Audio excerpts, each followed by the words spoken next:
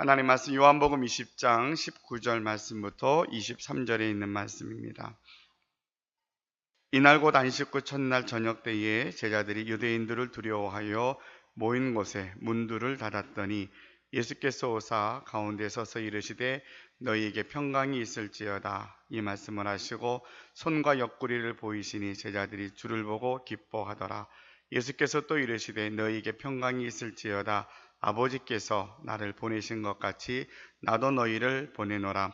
이 말씀을 하시고 그들을 향하사 숨을 내쉬며 이르시되 성령을 받으라. 너희가 누구의 죄든지 사하면 사하여질 것이요 누구의 죄든지 그대로 두면 그대로 있으리라 하시니라. 아멘. 여러분이 살고 있는 우리 서산 우리 지역이 이렇게 봄이 되면서 꽃이 참 많고 아름다운 거 여러분 늘 느끼며 사십니까?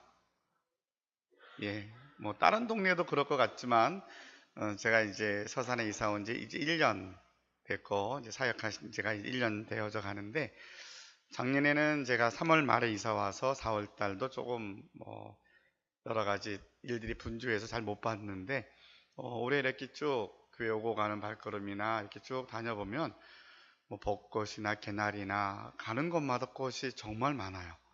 너무 이쁘고 그렇게 이렇게 이쁜 모습, 꽃들의 모습들을 보면서 또 하나의 또 여유가 또 생기기도 하고 또 하나님께서 계절을 따라 우리에게 주신 선물이 너무 크구나라는 생각도 해봤습니다. 여러분이 우리가 살고 있는 이 지역에서 이 풍성하고 좋은 것들을 조금 누려셨으면 좋겠어요. 다들 분주하고 막 우리가 바쁘게 살지만 일부러 뭐 진해까지는 못 내려가더라도 우리 안에 있는 좋은 곳에 가서 함께 보고 이런 것들도 또 하나님이 주신 선물이 아닌가 하는 생각도 가져봤습니다. 지난 금요일까지 올해 연초부터 주님께서 가르쳐 주신 기도라는 책을 가지고 계속 공부를 했습니다. 계속 반복적으로 공부를 했고 뭐 수요일, 금요일 시간 있을 때마다 제가 그 내용을 계속 여러분들에게 강조해서 함께 공부를 했습니다. 그래서 마무리하면서 한 문장으로 딱 마무리가 맨 마지막 과를 공부하면서 그 저자는 그렇게 이야기를 하더라고요. 예수님께서 기도를 가르쳐 주셨다. 그런데 이 기도를 어떻게 하라 그런 것이냐라는 이야기를 해줍니다. 기도는 예수님이 가르쳐 주셨는데 이걸 어떻게 적용할 것이냐 라고 하는 것을 이제 설명하면서 데살로니가 전서 5장 16절로 18절에 있는 말씀으로 이제 그 말씀을 근거로 설명을 했습니다. 항상 기뻐하라, 쉬지 말고 기도하라, 범사에 감사하라. 이것은 그리스도 예수 안에서 너희를 향하신 하나님의 뜻이니라. 17절 말씀에 쉬지 말고 기도하라 라는 말씀으로 자, 주님이 기도를 가르쳐 주셨는데 어떻게 해야 되냐면 쉬지 않고 해야 된다. 그런데 우리가 알고 있는 기도는 기도 시간이 있고 기도 모임이 있고 기도라는 형식이 있는데 어떻게 쉬지 않고 기도합니까? 라는 물음에 대해서 이렇게 대답을 합니다. 기도는 그게 두 가지 유형으로 설명할 수 있다. 좁은 의미의 기도가 있고 넓은 의미의 기도가 있다. 우리가 늘 기도 시간, 기도의 형식, 기도 모임 이런 것들은 좁은 의미의 기도라고 하면 넓은 의미의 기도를 한번 생각해 보자. 자, 기도에는 필요한 요소들이 있다. 기도는 우리가 그 책을 통해서 배운 게 뭐였냐면 기도는 땅에 있는 우리 사람이 하늘에 계신 아버지 하나님께 기도하는 거다. 기도하는 사람이 있고 기도를 들으시는 하나님이 계시다. 그리고 기도의 응답은 우리가 원래 전통적으로 갖고 있었던 우리 토속신앙이라든가 다른 종교는 기도하는 사람이 기도 응답에 영향이 절대적이라고 생각을 했어요. 그래서 뭔가 이루어지지 않으면 당신 정성이 부족한 거잖아. 이런 얘기들이 우리가 드라마 가운데 많이 봤거든요. 그런데 우리 기독교 신앙은 아니다. 내가 정성을 많이 드리고 헌금을 많이 하면 하나님이 기도응답을 빨리 주시고 한 40일쯤 기도하면 기도응답이 빨리 오고 이런 거 아니다. 하나님은 우리의 중심을 보시고 하나님의 섭리 속에 우리를 더 사랑하시기 때문에 기도응답은 하나님이 주시는 것이다. 그래서 기도는 기도하는 사람과 들으시는 하나님 기도응답에 대한 결과가 있는 것이 기도의 요소들이다 라고 배웠어요. 자, 그러면 성경이 말하고 있는 기도의 요소를 갖고 있는 것들이 뭐가 있을까 살펴봤더니 첫째로 생각이라는 게 있더라는 거예요. 생각은 자기와의 대화라고 설명하더라고요. 나 혼자 내가 대화하는 거거든요. 근데 그 생각을 하나님이 들으신다는, 아신다는 거예요. 생각은 내가 하는데 생각을 하나님이 아셔요. 그리고 그 생각에 따라서 하나님이 응답을 하셔요. 그게 성령의 결과가 나와 있어요. 자, 그러면 기도의 요소에 대한 것을 설명을 했고, 생각이라는 것을 그 기도의 요소에 붙여보니까 생각도 기도이구나. 두 번째로 말이라는 걸 이야기를 합니다. 말. 우리가 말하면 사람에게도 말하고 독백도 하고 뭐 여러 가지 상태로 말을 하는데, 성경에는 뭐라고 되어 있냐면 사람이 말을 하면 하나님이 들으신다는 거예요. 사람이 한 말을 하나님이 들으시고 이 말대로 행하시더라. 그래서 말의 힘에 대해서 가르칠 때 가장 이렇게 좀 확실하게, 그리고 조금 좀 두렵게 우리에게 적용이 되는 게 뭐가 있냐면, 이스라엘 백성들이 종살이를 430년 동안 하다가 출애굽합니다. 해방이 되죠. 하나님이 약속하신 땅 가나안 땅에 들어가려고 준비해서 정탐꾼을 보내고 왔더니 정탐꾼 12명이 갔다 와서는 10명이 거기는 너무 좋은데 못 들어갑니다. 두 사람 여호수아와 갈렙은 아닙니다. 너무 좋고 분명히 거기는 큰 사람들이 삽니다. 우리 힘으로는 안 되지만 하나님이 우리를 붙잡아 주시면 그들은 우리의 밥입니다. 가십시다 했는데 아마도 10명의 의견이 더 크게 반영됐던 것 같아요. 백성들이 막 울고불고 난리가 납니다. 우리를 죽여달라고 막 그래요.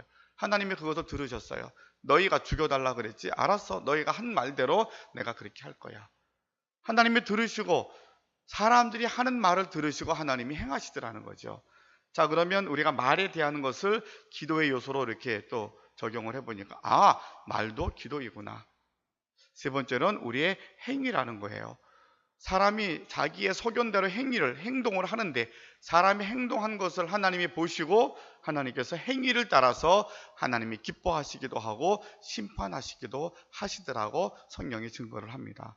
그러면 사람의 행위도 기도의 요소에 비추어 보니까 우리가 행동하는 것도 기도이구나.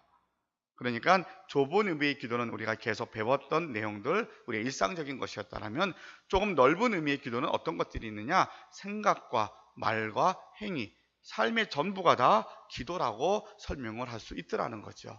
그러니까 예수님이 기도를 가르쳐 주셨어요. 그러면서 기도는 어떻게 하는 거냐? 쉬지 않고 기도하는 거야. 어떤 의미에서 좁은 의미와 넓은 의미를 같이 포함하면 그래서 쉬지 않고 기도하는 게 이런 의미구나 라는 것을 깨닫게 됩니다.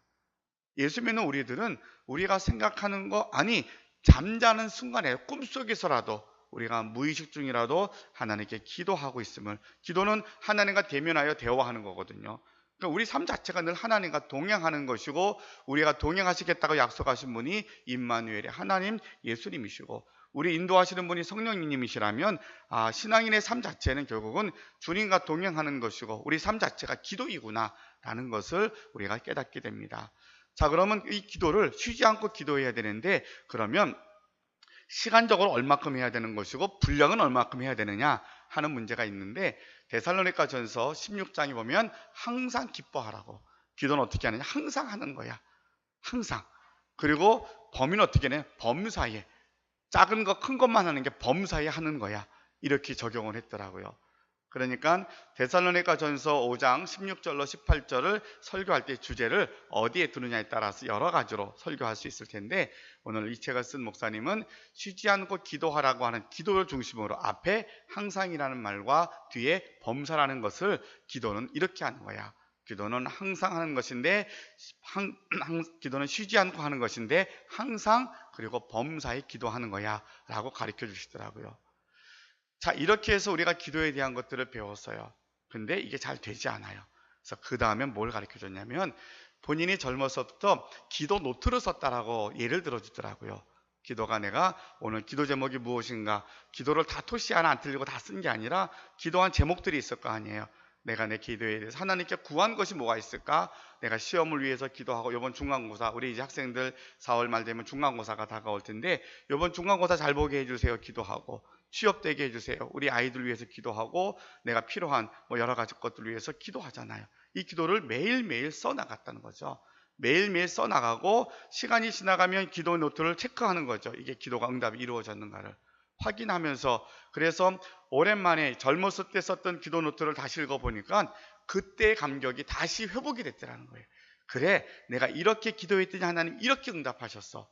하나님이 나와 함께 하시고 응답하시고 역사하셨던 것들이 다시 회복이 되니까 기도 노트를 쓰는 것이 내가 기도한 것을 확인받을 수 있고 확인한 것들을 시간이 지난 이후에도 이 감격을 다시 계속 누릴 수 있도록 우리에게 더 큰 은혜의 길이 되는구나 라는 것을 알려주면서 기도 노트를 쓰는 것이 우리가 기도 훈련에 많이 유익합니다 라고 맨 마지막 과에 결론적으로 생각을 설명해 주고 있습니다. 이걸 딱 여기까지 오다 보니까 여러분이 앉아서 왼쪽에 있는 저 문구가 다시 생각이 나더라고요. 적자, 생존을 위해서. 우리는 이때까지 감사노트 쓰자고 열심히 지금 쓰고 있는 여러분 잘 쓰고 계십니까? 감사노트 쓰면서 훈련이 돼야 돼요. 자동적으로 이제 모든 게 다 훈련이 돼야 돼요. 어제도 우리 저 중간에 그 식당으로 들어가는 분이 이렇게 손잡이가 고장이 났어요. 그래가지고 갑자기 안에 있는 분들이 이게 고장이 났다고 목사님 밖에서 문이 잠긴 것 같아 열어주세요. 그래서 갔더니 이게 고장이 난 거예요. 다 뜯었는데도 해결이 되지 않아요. 막 고치다가 우리 선생님이 막 이런 얘기를 했어요. 그래도 감사하다고. 이게 만약에 오늘 고장이 났으면 얼마나 당황스러웠겠어요. 이게 전문가를 부르는 것도 그렇고 이게 막 아이들 왔다 갔다 하고 그러면 얼마나 소란스럽겠어요. 그래도 어저께 토요일 날 미리 고장이 나서 이것도 감사하다고. 그러니까 이게 그 상황을 감사로 바꾸는 게 이게 훈련이고 우리가 이렇게 가야 되겠구나. 그러니까 우리가 생각하는 모든 믿음의 훈련들은 감사노트를 자꾸 쓰면 힘들기 때문에 누구 때문이다 뭐가 아니라 우리가 항상 이 상황이 정말 어려운 상황이고 힘든 상황이지만 불편한 상황이지만 감사로 바꾸면 이 상황을 이기는데 별로 불편하지 않더라고요. 잘 정리가 돼서 새 걸로 문고리를 잘 바꿔놨어요. 수고하신 분들이 있어서 감사하고요. 그러니까 우리가 감사노트를 막 쓰는 것은 하루하루 감사가 궁극적으로는 우리를 훈련시키는 거예요. 우리가 사는 길로 가는 거예요. 거기에다 한 가지 덧붙이는 거예요. 기도 제목을 쓰자. 기도 일기를 쓰자. 이 시대는 쓰지 않으면 이기지 못해요. 세상이 너무 빨리 바뀝니다. 또 나이가 들수록 기억력도 점점 나빠지잖아요. 그래서 이제 뭐 여러분 일하다가 저도 뭐 하다가 그래 조금 이따 뭐 하지 하고 생각하면 뒤돌았으면 잊어먹잖아요. 우리의 머리를 너무 신뢰하지 말자고요. 우리 머리는 그렇게 좋지 않아요. 자꾸 잊어버려요. 그러니까 세상은 너무 빠르고 많은 정보가 있고 이런 것에 대해서 나는 거기에 따라가지 못하고 대응하지 못하면 마음은 있지만 매일 넘어지는 거예요. 매일 쓰러지는 거예요. 매일 후회하는 거예요. 근데 이길 수 있는 길은 가르쳐 줬어요. 뭐냐고요? 쓰는 길밖에 없어요. 적는 길이에요. 감사 노트를 열심히 쓰면서 우리가 체질을 좀 바꾸어서 감사 체질로 바꾸는 거예요. 하늘이 막 뭐가 떨어지고 그래도 미리 놀라지 말자고요. 뭐 떨어진다 그러면 미리 걱정하지 말자고요. 떨어지면 그 다음 가서 보고 뭐가 떨어졌는가 좀 보고 하나님이 이것 때문에 우리가 힘드지만 어떻게 이겨나가실까 어떻게 인도하실까 보고 나면 미리 걱정 안 하니까 편안하고요. 떨어질 일 때문에 선용하실 거니까 감사하고요. 괜찮더라고요. 그러니까 이 세상의 모든 건 다 지나가는 거예요. 우리가 그것이 정말로 우리 안에 이제 이따 본문에도 설교에서 나오겠지만 우리가 궁극적으로 이길 수 있는 그 힘에 대한 원동력은 이 세상에 있지 않고 영원한 나라 천국에 있기 때문에 이 세상에 되어지는 모든 것들은 다 괜찮아요. 제 어제 7일이라 원당에 갔다 오면서 이제 장인 장모님 계시니까 원당에 같이 사시거든요. 잠깐 인사하러 갔더니 우리 장인이 이제 이북에서 홀로 넘어오셔서 많이 고생하시고 뭐 이제 이런 상황이니까 이제 여러 가지 나라 일들이 좀 많이 불편해 하시기도 힘들어 하시기도 하셔요. 제가 아버님께 그렇게 말씀드렸어요. 아버님 전쟁 나면 뭐 어떻게 되냐고요. 그랬더니 뭐 안 되지 않냐고 막 그래서 제가 아버님 전쟁 나도 괜찮아요. 하나님이 그것도 지켜주실 거예요. 우리가 된다 안 된다고 결정하지 말고 안 되는 것 같고 미리 막 그걸로 보니까 모든 게 다 걱정이 되잖아요. 아니에요. 전쟁은 하나님이 주관하시기 때문에 전쟁도 안 일어날 거고요. 전쟁이 나도 하나님이 우리를 지켜주실 거예요. 그러니까 걱정하지 마시고 이제는 여러 가지 지금 이 나라 우리 올해 들어서 정상들이 만나려고 하고 많이 노력하는 걸 보니까 아버님이 이제 몸이 많이 약하시지만 하나의 소망이 또 하나 가지셨으면 좋겠다고 내가 살아생전에 고향에 한번 가볼 수 있는 길이 열렸으면 좋겠다. 남북 정상들이 만나서 일이 잘 해결이 되면 뭐 통일이 되고 한 나라가 되고 여기까지는 잘 모르지만 그래도 평생에 내가 3일만 갔다 올게 하고서는 지금 몇십 년을 고향에 못 가신 분들이 다 이산 가족들이 있는 거잖아요. 다 돌아가고 계시는데 이분들이 내가 살아생전에 고향에 한번 가보자. 이미 다 부모님 돌아가셨을 것이고 아무도 안 계시지만 그래도 내 어렸을 때 기억들을 다시 한번 새기면서 한 번도 가봤으면 좋겠다. 이 겨울을 나시면서 많이 힘들어 하셨어요. 근데 이런 변화를 생기면서 다시 열심히 식사를 하시니까 다시 회복이 되시는 것 같아요. 그러니까 우리가 걱정한다고 되지 않거든요. 하나님께 맡기면 쿵 떨어지도 이것 때문에 죽을 것 같고 안 될 것 같지만 아니에요. 하나님이 이 땅에 있는 것도 하나님 주장하실 건데 우리 이 땅에 사명 다 하고 나면 천국 갈 거니까 그것도 괜찮아요. 하나님이 인도하실 것이니까. 그렇게 생각하면 그래 우리가 열심히 감사노트 쓰고 기도 노트로 쓰자. 기도로 쓰는 거예요.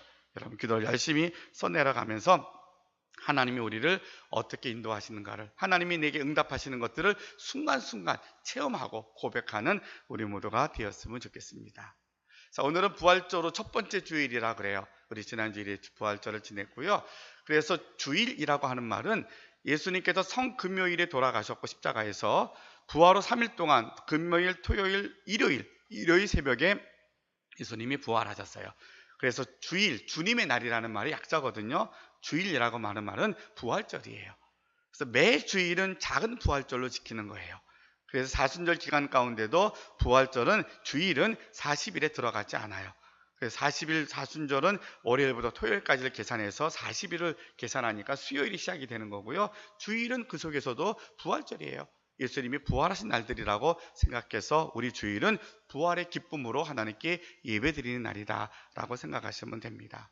자, 오늘 본문의 말씀은 우리가 잘 아는 말씀이에요. 예수님께서 부활하셨어요. 여인들이 예수님에게 이제는 너무 급하게 장례식을 치르느라고 예수님께 제대로 향품을 발라드리지 못했어요. 너무 죄송해요. 이스라엘 백성들은 안식일이 되면 전혀 움직이지 않습니다. 못 움직입니다. 일을 못합니다. 그래서 꾹 참았다가 해가 동이 트면서 안식일이 끝나면서 여인들이 예수님께 빨리 가서 좀 이 향품을 좀 발라드려야 되겠다 하는 마음으로 무덤에 가면서 이야기합니다. 근데 거기에는 큰 돌로 막아놨는데 어떻게 하지? 또 거기는 로마 병사들이 지키고 있는데 어떻게 하지? 야, 그래도 일단 가보자. 그러고서 그냥 갔어요. 가서 보니까 병사들은 없고요. 큰 돌이 옮겨져 있었어요. 깜짝 놀래가지고 어떻게 된 거야? 했는데 거기에 천사가 나타나서 너 누구 찾느냐고, 우리 예수님 찾는데 누가 좀 가져갔는지 얘기 좀 해달라고 막 그러니까 아니라고, 이분은 살아나셨다고, 부활하셨다고 빨리 가서 제자들에게 알려주라고 이야기합니다. 다른 복음서에서는 예수님이 그 여인들에게 만나 주어서 예수님이 나라고 이렇게 알려주시기도 하셨어요. 예수님 만난 그 여인들이 막 달려와서 제자들에게 일러주었습니다. 우리가 부활하신 예수님 만났다고. 베드로와 함께 제자들이 막 달리기 해서 무덤에 가가지고 보니까 달리기는 베드로보다 다른 제자가 잘한 것 같은데 무덤 앞에 딱 가서 못 들어가잖아요. 베드로가 무덤에 딱 들어가니까 예수님이 안 계셔요. 부활하신 걸 확인하고 다시 이제 집으로 돌아와서 제자들이 모였어요. 예수님이 무덤에 안 계시는 걸 알았는데도 그들이 두려움이 감당할 수 없을 만큼 컸던 것 같아요. 문을 다 닫았어요. 오늘 성경에 보니까 거기에 문에 대해서 어떻게 되어 있는가 다시 한번 살펴보면 오늘 성경은 이렇게 되어 있어요. 오늘 19절 말씀 보니까 이날 곧 안식 후 첫날 저녁 때에 예수님이 아침 새벽에 부활하신 것을 여인들에게 보여주었는데 그 소식을 들은 제자들이 다 모여 있는 거예요. 저녁 때가 된 거예요. 유대인들을 두려워하여 모인 곳에 문들을 다 닫았어요. 문들을. 대문만 닫은 게 아니라 모든 문들을 다 닫았는데 어떤 학자는 그렇게 말하더래요. 마음의 문까지 닫은 것 같다. 너무 두려우니까 마음의 문을 다 닫아버린 거예요. 예수님 어떻게 감당이 안 되는 거죠. 다 문을 닫아버리고 거기 이제 집에 모여서 막 무서워서 떨고 있는 그들 가운데 예수님이 그들에게 찾아오신 거예요.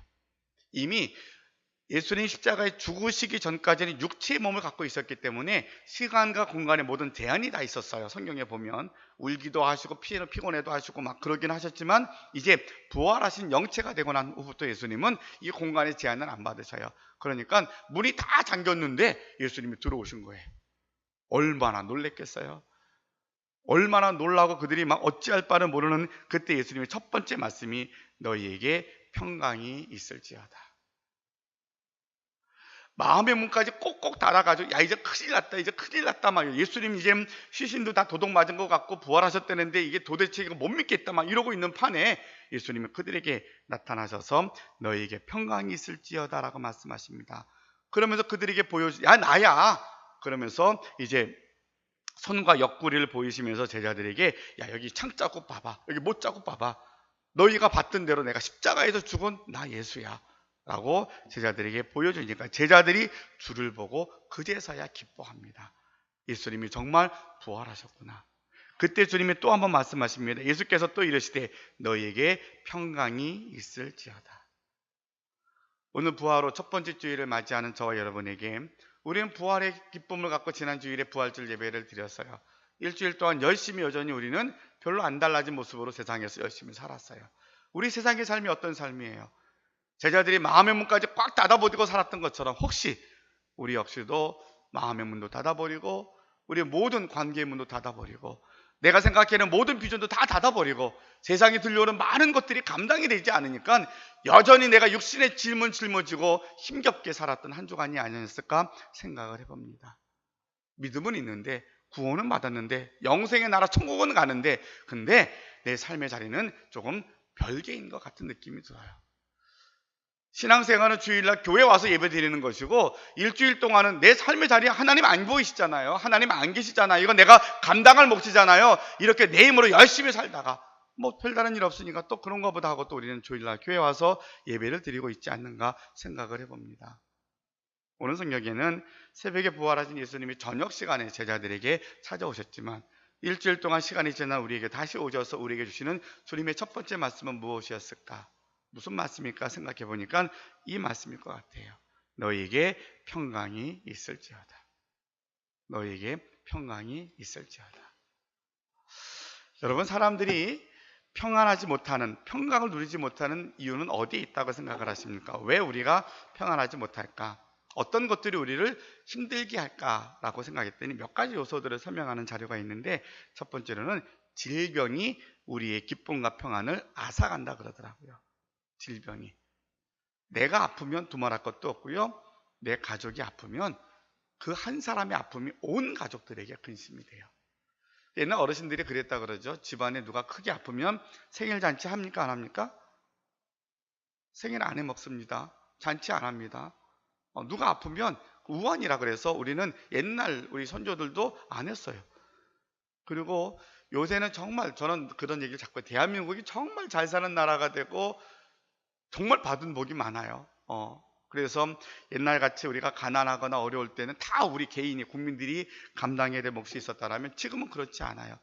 그러나 어떻든 한 가족이 옛날에는 어떤 병에 걸리면 그 집이 전부가 다 무너졌어요. 지금도 별로 다르진 않아요. 큰 병이 집에 이렇게 병이 걸리면 집이 다 집이 있어도 다 병원비로 나가도 감당이 되지 않아요. 그러니까 질병이 우리의 기쁨과 평안함을 빼앗아가는 인생사에서 가장 아주 큰 비중을 차지하는 것 중에 하나예요. 처음에는 어떻든 잘 견디려고 하는데 시간이 오래가면 장사가 없어요. 견딜 힘이 없어요. 견디는 거 정말 힘들어요. 우리 개인적으로 얘기해서 우리 한 교사님 뵐 때마다 그래서 참 대단하시다 그래요.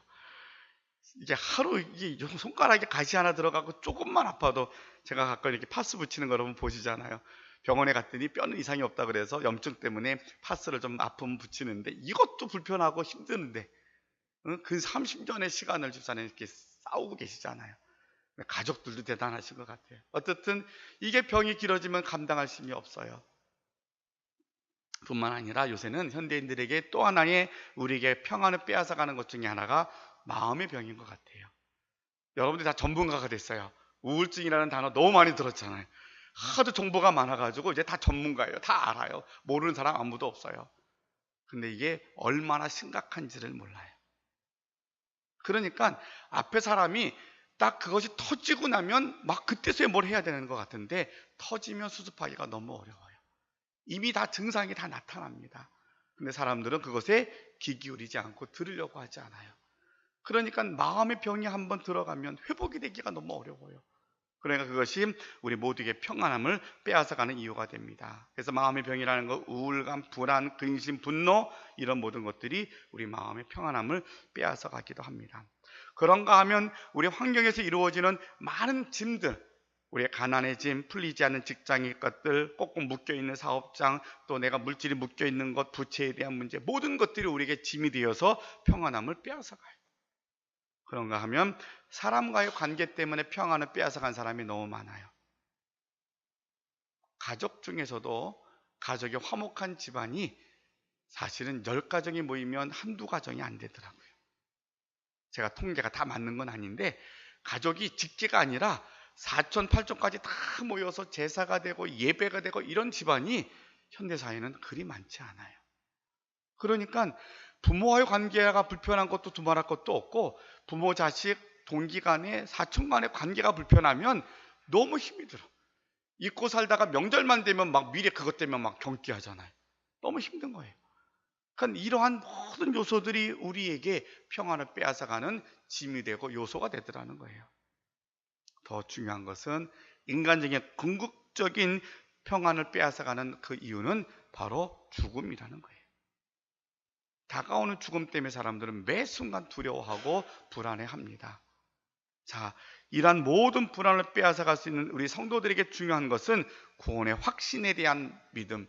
이 믿음이 없어서 우린 여전히 이 불안의 현장에 계속 노출되어 있더라는 거죠. 자, 이런 모든 우리 인생의 불안을 주님이 다 아시면서 이제 불안에 떨어서 마음의 문들을, 모든 문들을 다 잠고 있는 그들에게 찾아오셔서 주님 말씀하십니다. 너희에게 평강이 있을지어다. 부활로 첫 번째 주일을 맞이하는 저와 여러분에게도 우리 주님이 오셔서 말씀하십니다. 여러분들에게 평강이 있기를 원합니다.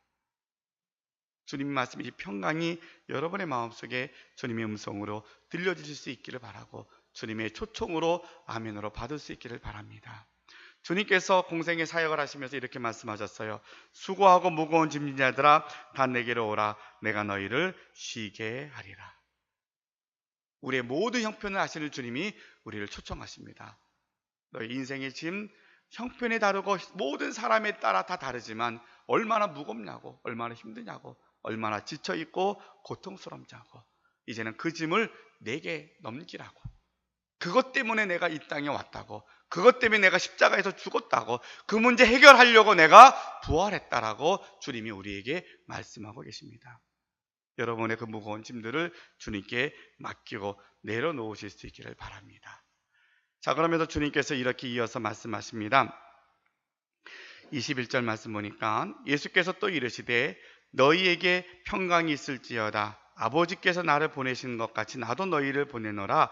이 말씀하시고 그들을 향하여 숨을 내쉬며 이르시되 성령을 받으라. 주님, 제가 정말 인생의 짐이 내가 뭔지도 이제 알았습니다. 아, 내가 이것 때문에 힘들었구나, 이것 때문에 내가 평안하지 않았구나 알 것 같습니다. 주님 말씀하신 것처럼 이걸 다 주님께 좀 드리고 싶습니다. 가지고 가세요. 근데 잘 안 돼요. 예수님은 방법까지 가르쳐 주셨어요. 뭐라고 말씀하시냐면 성령을 받으라는 거예요. 성령이 우리 안에 임할 때에, 성령을 충만할 때에 이 평안함의 은혜가, 우리의 짐을 주님께 맡기는 역사가 나타나게 될 줄로 믿습니다. 성령을 받는 그 구체적인 방법은 뭐예요? 기도하는 거예요. 그래서 기도가 중요하고 기도가 답인 거예요. 기도에 대한 내용을 주님께서 가르쳐 주신 기도로 우리가 많이 배웠어요. 머리로 배운 게 아니라 여러분의 실제적인 삶에서 그 기도를 실천하시기를 바라요. 기도를 쓰고 기도를 통해서 내 짐을 다 주님께 적어 내려가는, 하나님, 내 인생의 짐이 내 평안을 빼앗아가는 것이 이런 것들입니다. 주님께 다 아뢰는 거예요. 여러분이 입으로 고백하고 써내려갈 때에 주님이 다 들으시고 그 짐을 담당해 주실 줄로 믿습니다. 그래서 내 힘으로 하려고 하지 말고 내가 기도하면 너희가 구한 것은 받은 줄로 믿어라. 주님이 가르쳐 주셨거든요. 너희가 내 이름으로, 아버지가 나에게 주신 특권, 권한이 있는데 그것을 너희가 믿어서 내 이름으로 구하면 받은 줄로 믿으라고 성령이 우리에게 가르쳐 주시거든요. 그러니까 내 짐을 다 주님께 아뢰고 적어 내려가서 확인하고 나면, 아, 그래, 주님께 다 드렸습니다. 이제는 내가 못합니다. 주님 하십시오. 그리고서 이것도 성령 하나님 나를 지켜달라고 기도할 때에 성령님께서 우리를 지켜주시고 보호해 주실 줄로 믿습니다. 성령 충만함은 바로 이 모든 염려로부터 자유케 하시는 능력이 성령의 열매인 줄로 믿습니다. 그래 주님께서 이미 그것을 아시고 제자들에게 그 이후에도 승천하시면서 그렇게 말씀하시잖아요. 야, 너희가 어설프게 부활하신 주님 나 봤다고 뭐 하겠다 그러지 마라. 너희 아직 준비 안 된 것 같아. 너희가 모여서 기도하라고. 그러면 내가 올라가야만이 성령이 내려와서 너희에게 성령이 임하여야만이 너희가 이 사역을 감당할 수 있다라고 말씀하셔서 제자들이 마가의 다락방에서 열심히 기도하다가 성령 받고 그들이 변화된 모습으로 사역을 시작을 합니다. 그럼 우리도 지금 모여서 기도해야 됩니까? 아니요. 저와 여러분 이미 다 성령을 받은 사람들이에요. 성령은 뭐라 그러냐면 성령으로 하지 않고서는 누구도 예수 그리스도라고 고백할 수 없다 그랬어요. 이것이 성령의 증거예요. 우리는 성령을 다 받은 사람이에요. 성령 충만하면 어떻게 해야 됩니까? 그러면 매 순간 구하는 거예요. 성령 충만함은 내 의지로 살지 않고 주님을 의지하는 것이 성령 충만함이에요. 성령님 나로 하여금 성령 충만하여서 성령의 인도하심을 따라 살게 해주세요 라고 의탁하는 것이 성령 충만함을 구하는 거예요. 우리 매일같이 내 안에 계신 성령님을 의지하고 그분께 성령 충만함을 구할 때에 성령님이 여러분들을 주관하시고 인도하실 줄로 믿습니다. 그렇게 맡기고 나면 여러분 안에 하나님이 주시는 평안함이 우리에게 임하게 될 겁니다. 그러면서 또 하나 우리가 할 일들을 또 하나 알려주십니다. 오늘 본문의 23절 보니까 너희가 누구의 죄든지 사하면 사하여질 것이요 누구의 죄든지 그대로 두면 그대로 있으리라 하시니라. 모든 사람들의 고난과 어려운 문제를 표면적인 걸 살펴보았는데 하나만 더 밑으로 내려가니까 이것을 다 죄의 문제였구나. 죄구나. 그래서 우리가 주님이 가르쳐 주신 기도를 배우다 보니까 죄가 뭐냐면 내가 용서해야 될 죄가 있고 내가 회개할 죄가 있더라고 배웠어요. 그래서 오늘 주님이 우리가 용서해야 될 죄에 대해서 이야기하고 계시는 거예요. 여러분들에게는 하나님이 놀라운 권한을 주셨어요. 여러분이 용서하면 그 죄를 하나님이 용서해 주신다 그랬어요. 그대로 두면 묶여 있어요. 그러면 그것이 내게 고통이 되는 거예요. 그러면 어떻게 용서합니까? 상대방 불러다 놓고 내가 너 용서할게 이거 아니라 그랬어요. 또 요새도 그런 일이 있죠. 내가 하나님께 회개했습니다 이것도 아니라 그랬어요. 우리는 사람과 사람과의 관계에서 자기의 잘못을 인정하고 또 그것을 용서받아야 되고 하나님께도 고백해야 돼요. 그런데 먼저 기도가 선행되는 거예요. 용서의 기도가 되고 회개의 기도가 선행되어질 때에 성령 하나님이 역사하셔서 우리를 자유케 하신다라고 말씀해 주고 계십니다. 그래서 우리 주님께서 이 땅에 오셔서 십자가에 죽으시고 부활하시고 난 이후에 첫 번째 주셨던 말씀이 평강의 메시지가 어떤 의미입니까? 예수 믿는 우리에게 하나님이 주신 가장 큰 선물은 세상에서 말하는 부귀영화 형통함이 아니라 하나님이 주시는 평안함을 누기를 원하기에 우리에게 그 약속을 선언하신 줄로 믿습니다. 여러분의 삶의 자리에서 부활하신 예수님 때문에 짐을 다 주님께 맡기고 이 평강을 누리고 살아가는 저와 여러분들이 되실 수 있기를 바랍니다. 내 힘으로 못합니다. 그래서 기도하는 거예요. 기도하면 됩니다. 어떻게 기도하라고요? 쉬지 않고 하는 거예요. 그리고 항상 범사에 하는 거예요. 기도하면 하나님이 다 책임져 주십니다. 그럼 어떤 분이 그래요. 그럼 목사님 기도만 하면 됩니까? 아니에요. 기도 깊이 해보세요. 기도하고 나면 내가 할 일을 보여주십니다. 기도하고 나면 내가 갈 길을 안내해 주십니다. 그게 응답이에요. 그 갈 길은 성령이 인도하시는 길이에요. 성령이 함께 하시는 길이고 결국에는 내가 계획했던 길이 아닌 것 같은데 하나님은 내가 나를 사랑하는 것보다 내가 우리 아들, 딸들을 사랑하는 것보다 더 사랑하시는 하나님이 가장 선한 길로 우리를 인도해 주실 줄로 믿습니다. 그래서 믿음으로 바라보고 나아갈 때에 우리는 더딘 것 같지만 선한 것이 될 것 같고요. 우리가 모든 것이 안 되는 것 같지만 하나님이 우리를 가는 길을 통하여서 선하게 능력의 길로 인도하실 줄로 믿습니다. 이제 말씀을 마무리합니다. 우리 예수님께서 우리에게 말씀하셨던 너희에게 평강이 있을지어다 하셨던 말씀 여러분 마음속에 주의 음성으로 들으실 수 있기를 바라고 이제는 명예의 자리, 기도하는 자리, 은혜의 자리를 더 사모하고 그 자리에 나와서 정말 말씀으로 새로워지고 기도 응답으로 단단해져서 세상에 나가서 너희 이기고 살아가는 그래서 여러분 때문에 많은 사람들이 회복되어지는 열매를 맺어 나가는 우리 모두가 되시기를 주님의 이름으로 축원합니다. 기도하겠습니다. 사랑의 아버지 하나님 감사합니다. 부활절 후 첫 번째 주일을 맞이하여서 부활하신 주님께서 저녁 시간에 두려워서 모든 문을 잠고 떨고 있었던 제자들에게 찾아오셔서 너희에게 평강이 있을지어다 말씀하셨던 주님의 음성을 이 시간 저희들이 듣습니다. 주님 우리들 역시 주님을 믿습니다. 구원의 확신이 있습니다 라고 말하지만 삶의 자리 우리의 모든 주님 직장과 가정과 일터로 돌아갔을 때에는 여전히 우리가 힘듦의 연속이었음을 고백을 합니다. 주님 우리의 믿음 부족함을 도와주옵시고 오늘 주신 말씀이 우리 마음속에 깊이 와 닿게 하셔서 그래 인생의 모든 짐을 주님께서 담당하시려고 나의 죄 때문에 돌아가신 십자가의 은혜가 바로 지금 나로 하여금 평강을 주기 위한 것이구나 하는 것을 깨닫게 하셔서 우리가 모든 짐을 주님께 맡기고 성령 받고 성령 충만하여서 주님이 말씀하셨던 것처럼 기도를 통하여서 우리가 참 자유와 기쁨을 누리고 살아가는 저희들이 되게 하여 주시옵소서.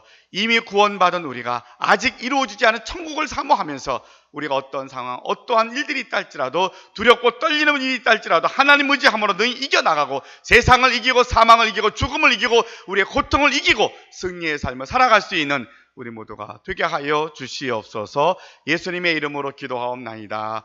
아멘.